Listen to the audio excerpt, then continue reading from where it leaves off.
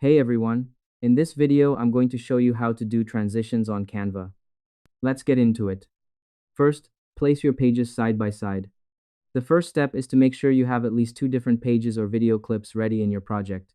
You need to have a starting point and an ending point before you can add a movement between them. Look at the bottom of your screen where your pages are lined up and make sure you have your clips in the right order.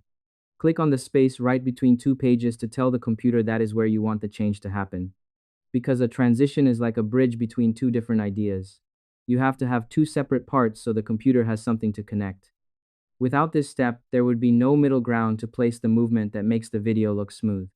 Next, find the plus button. You need to find the small secret button that hides the movement tools. Move your mouse pointer over the tiny space between your two video clips. Look for a small circle with a plus sign inside it that pops up when you get close, because it opens up the specific menu for changes. By finding this hidden button, you are telling the system you want to do more than just jump from one picture to another. It ensures you can see the special choices that make your clips slide, fade, or move into each other. Next, pick your favorite movement. Now you get to choose exactly how you want the pages to change from one to the other. Click on the icon that looks like two triangles to see the list of movements. Try out different choices like dissolve, slide, or flow to see how they look on your screen. It sets the mood for your whole video.